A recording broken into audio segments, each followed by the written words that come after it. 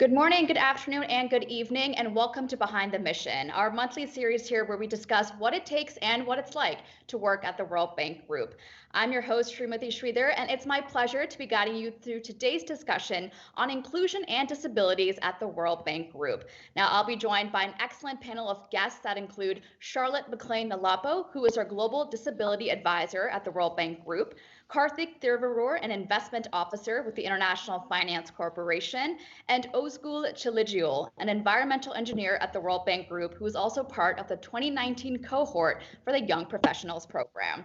Now, ahead of International Day of Persons with Disabilities on December 3rd, Charlotte, Karthik, and Ozgul are here to share with us their experiences, debunk some common myths, and answer your questions. So do talk to us throughout the program, leave your questions for us in the comment section of this chat, and join us online using the hashtag BehindTheMissionWBG. And with that being said, Charlotte, Karthik, and Ozgul, welcome to Behind the Mission. I want to start off by asking each of you a question, and please feel free to also introduce yourselves at that time. Charlotte, let me start with you. You've spent your entire career advocating inclusion for persons with disabilities on a national and global scale. So as awareness of inclusion has grown, what changes have you seen over the years?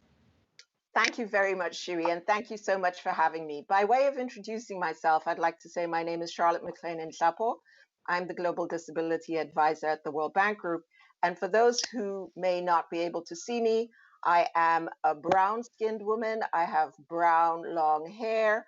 I wear tortoiseshell glasses. I have greenish eyes, and I'm wearing big gold hoops. And I have a jacket on that's dark blue with some black spots on it. So to your question, I think over the years, Shiri, I've witnessed a significant uptick in awareness around disability inclusion.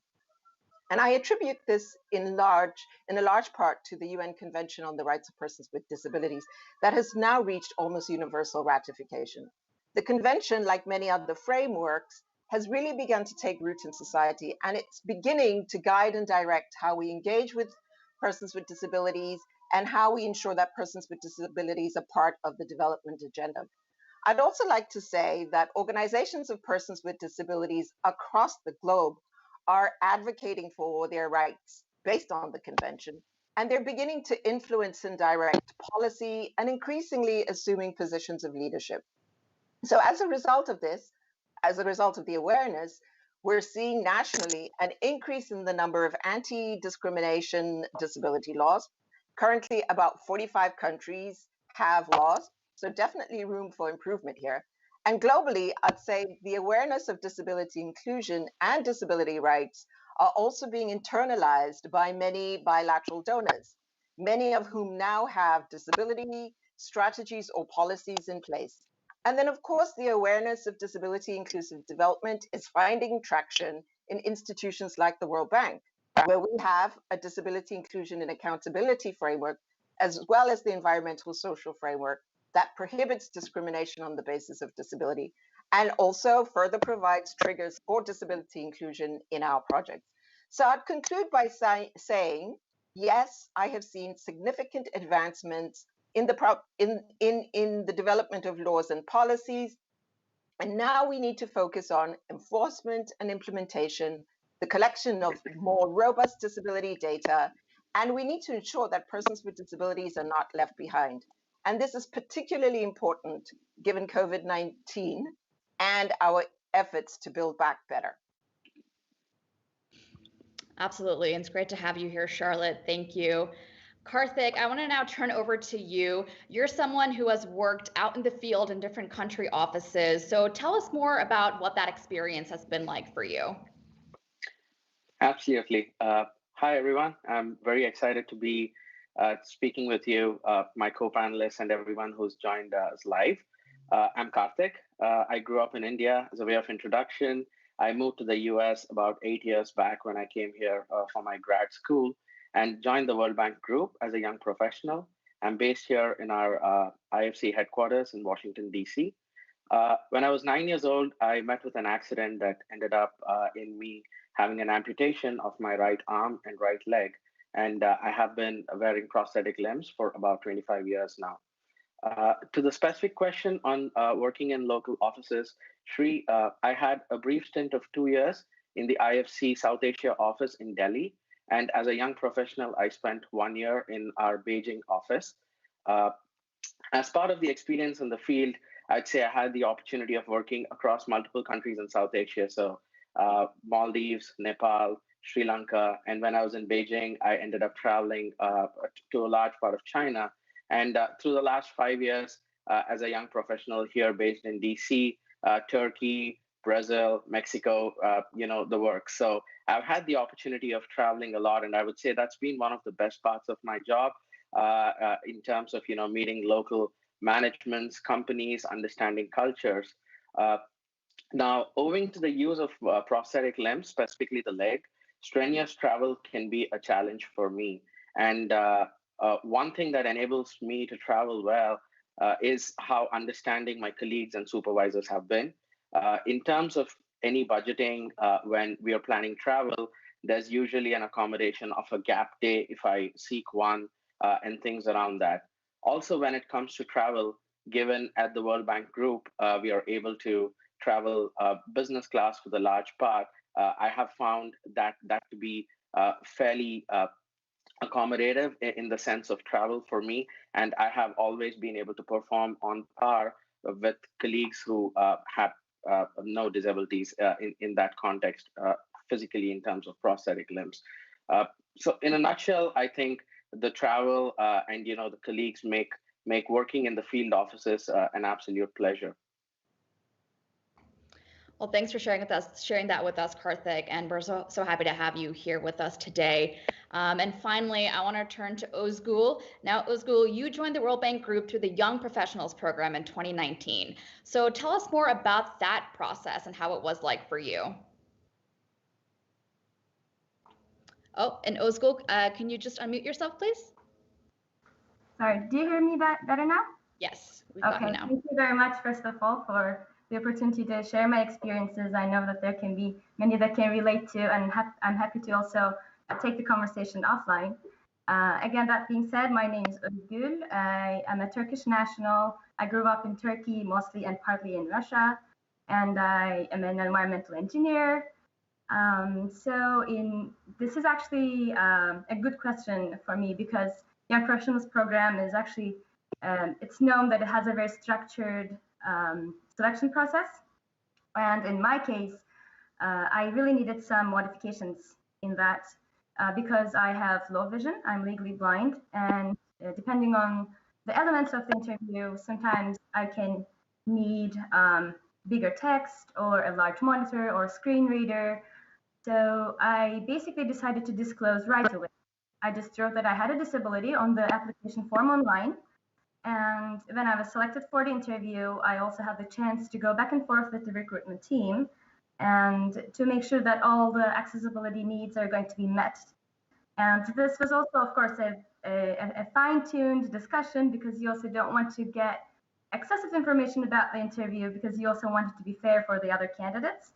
But after all, and eventually all of the disability accommodation needs were met and the assessment center was very accessible, and I passed the interview. And even after that, during relocation and onboarding, the recruitment team was very proactive, very approachable to make sure that all of the accessibility needs were met. And happy to hear that, Ozgul, and thanks for being here with us today.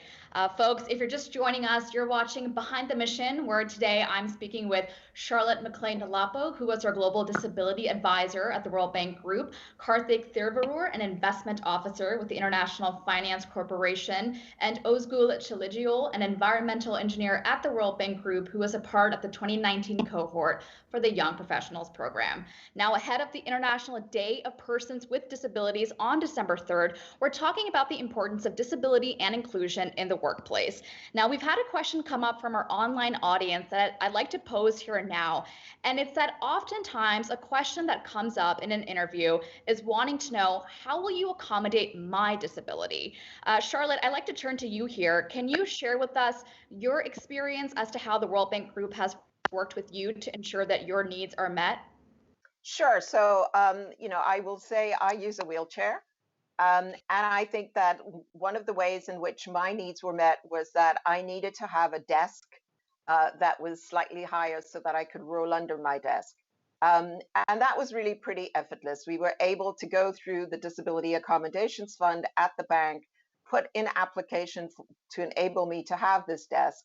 And, and soon after, it was purchased, and I had it. So they are those type of tweaks that need to happen, and those usually happen pretty quickly.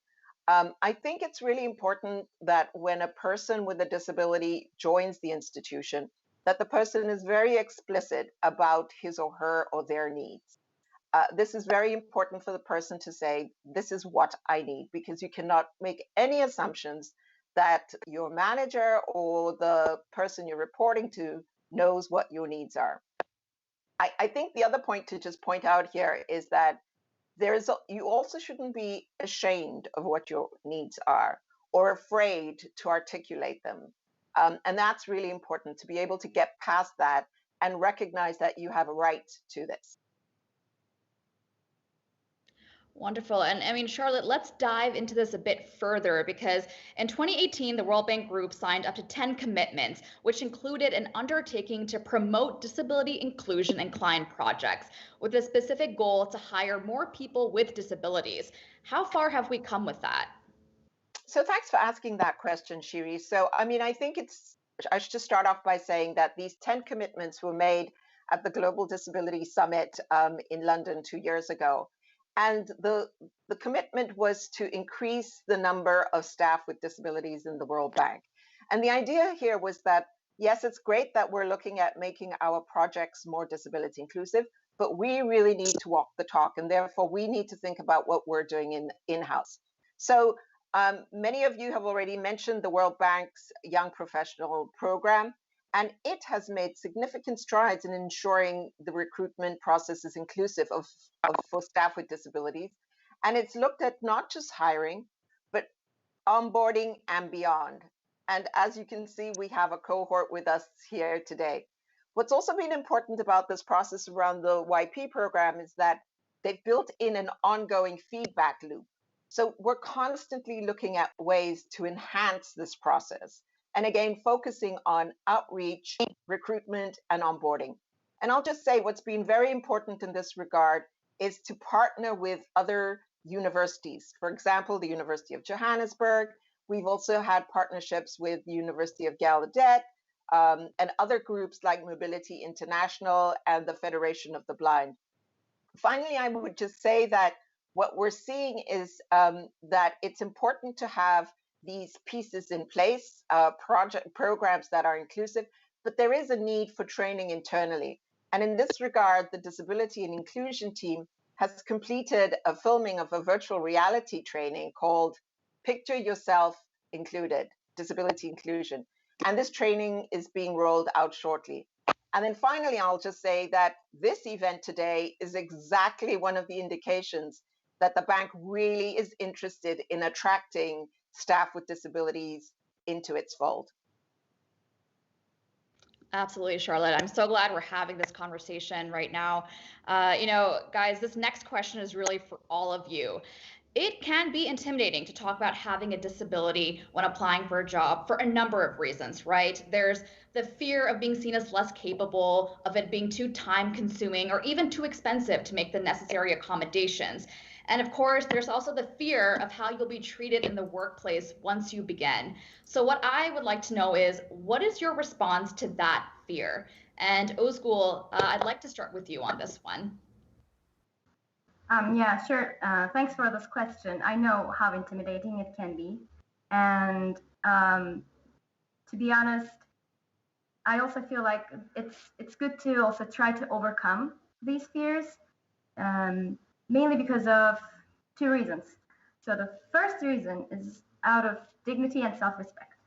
Personally, I rather work for a company or an organization which actually lets me bring in my value. So which is going to be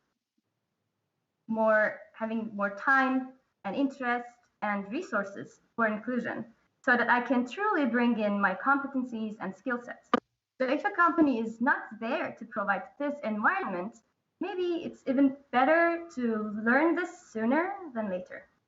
And the second point is mostly about more disability education, let's say. Unfortunately, in the workforce, the representation of the disabled people is not as high.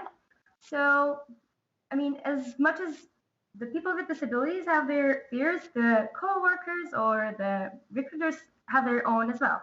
And this is not necessarily a fear of disability, but it's more a fear of unknown in some cases. And this is a natural human behavior. So I take this opportunity and as a disability education moment so that we can really open up the space, we can address each other's fears and actually communicate and find solutions and basically prove that it's actually not as scary. The accommodations are oftentimes very easy, and this is, I think, kind of this proof that I believe that communicating openly has more benefits than negative points. Thanks. Yeah, certainly that awareness is very crucial. Thank you, Ozgul. Charlotte, I'd like to turn to you now. What is your response to fear? So my response is that I guess it can be fearful, but it really doesn't have to be, nor should it be. And in many ways, I think this points to the need for changing of mindsets and attitudes if we're really serious about being inclusive. But I think, unfortunately, what we still see is that there is a sense among some staff that they're unable or uncomfortable in disclosing their disability. And this is particularly the case when a disability is an invisible disability. Or they feel intimidated to ask for reasonable accommodations. And this is still widespread. And we know that this does not lend itself to having an inclusive work environment. So I would say that the responsibility should really not lie with the person with the disability to dispel the fear and stigma that others have towards you. Or really, it's not the responsibility for the person with disability to make the case for why they need accommodations, right?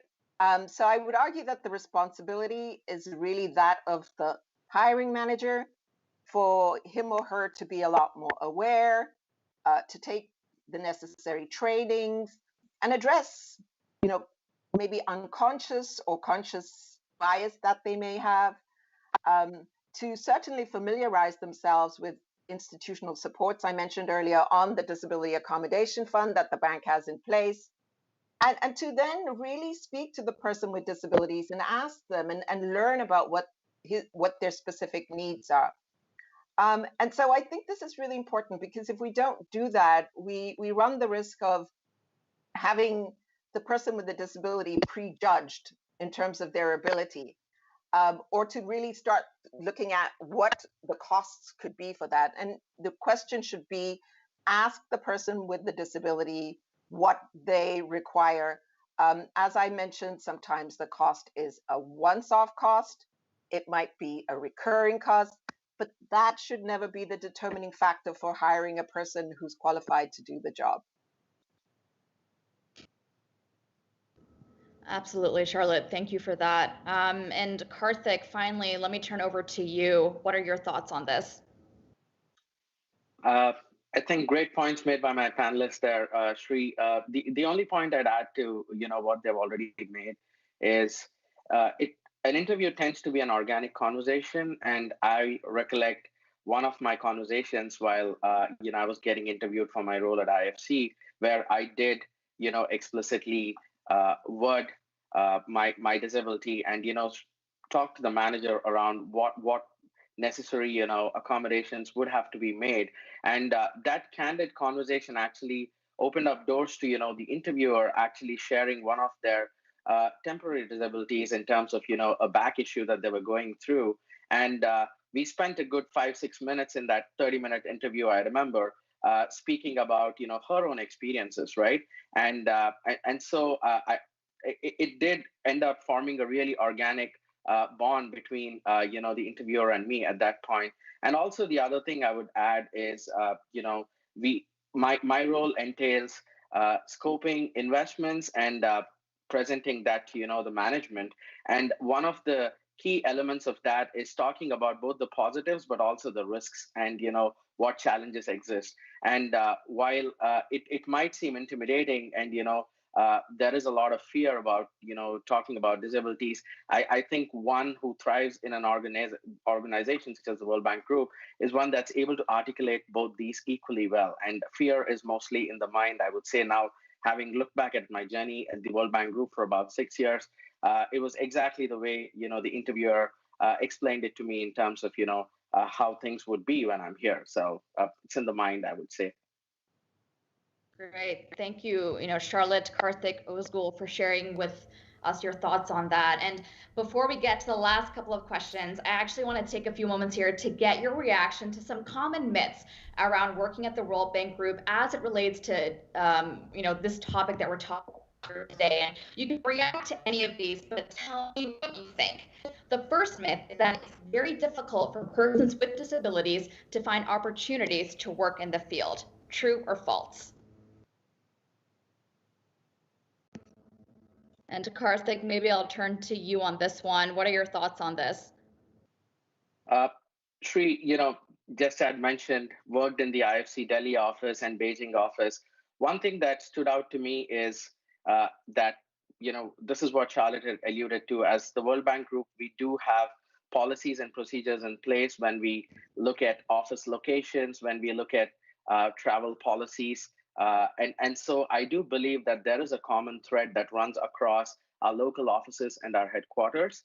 And equally so, managers and staff that have spoken to, I do believe have a very nuanced understanding of the inclusion and diversity aspects of what the role entails. And so from that perspective, I do feel that while I was either in South Asia or in East Asia in Beijing, or I'm here in DC, I've had all the possible aspects taken care of, and all the conversations have kind of been in a similar vein. And so I would say that myth of finding local offices to be more challenging, actually not quite true. Great, Karthik, thank you. The second myth is that mental illness is not considered a disability. Is that true or false? Who would like to take that one? Perhaps Charlotte, what are your thoughts on this myth? So happy to take that one, Shiri. It's a myth, so it's not true. So I think mental illness is increasingly defined as a disability. I think what's important about thinking about the definition of disability is that it really is an expansive spectrum. And within that, as I mentioned earlier on, you have people who have invisible disabilities. And often mental health issues may not be the first thing that you notice about an individual. But we need to think about mental illness as part of the broader understanding of disability. And I think that then would enable us to really develop support and accommodations for people who have episodic mental health crises. And this really is, it's a great way to make the workplace more inclusive, to think about how mental illness forms part of disability and how it can be addressed more broadly.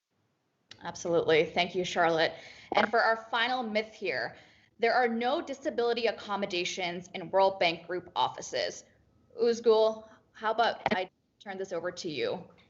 Yeah, sure. Actually, I'm really a direct example of the falsification of this myth, because even before in the very beginning starting from the very beginning of recruitment process and beyond, I've always had accommodations.